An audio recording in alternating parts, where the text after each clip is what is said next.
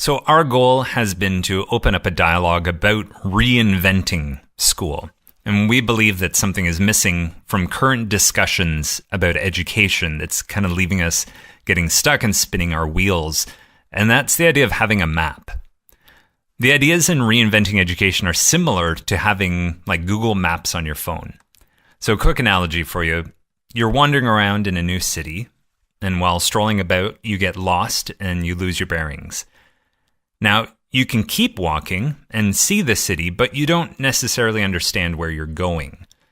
But thanks to an app like Google Maps or any other GPS, you can find your current location on the map.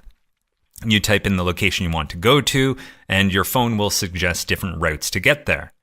The map helps you orient yourself through the actual territory of the city, and Google Maps can even include data about traffic or other current conditions that might make certain routes more or less desirable.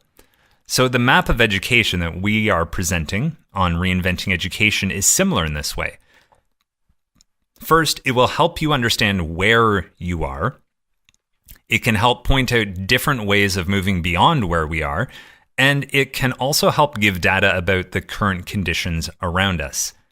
So in Reinventing Education, we are mapping out the necessary transition towards a new form of education system suited to our global context.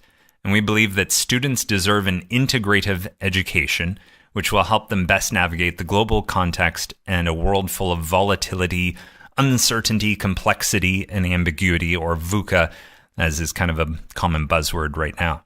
So here's an important distinction. There's essentially two voices on educational change, and until you point out these two differences, it's easy to get the two of them confused with each other.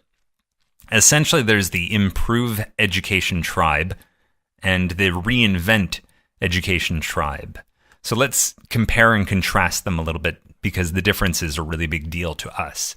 Improve, according to the dictionary, means to make or become better, and reinvent means to change something so much that it appears to be entirely new.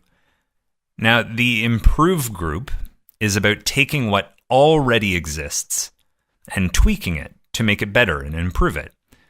The Reinvention group, or the Reinventing group, is about making something new that is a better match to our current context.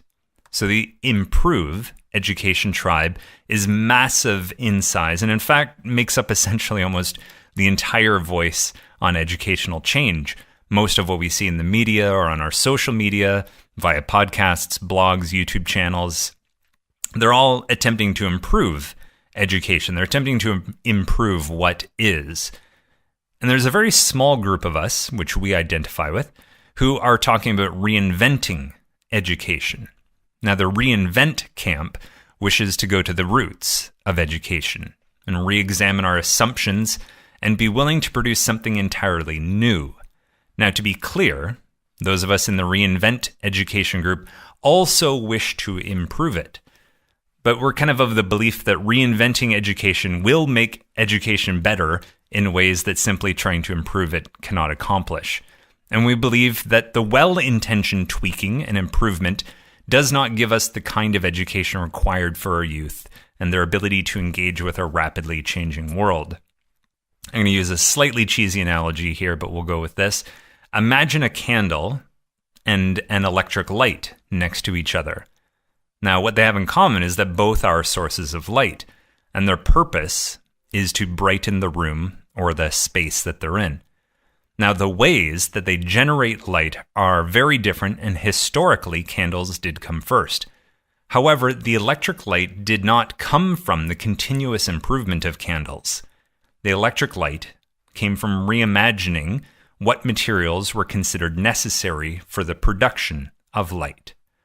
So to connect this over to school, there was one version of statewide mandatory education conceived of historically in Prussia in the late 1700s, and it's essentially just been tweaked over the decades and centuries since.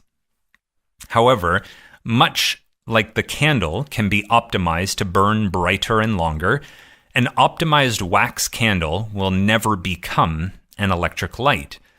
The purpose of a source of light isn't to melt wax and burn wick, it's to illuminate a room.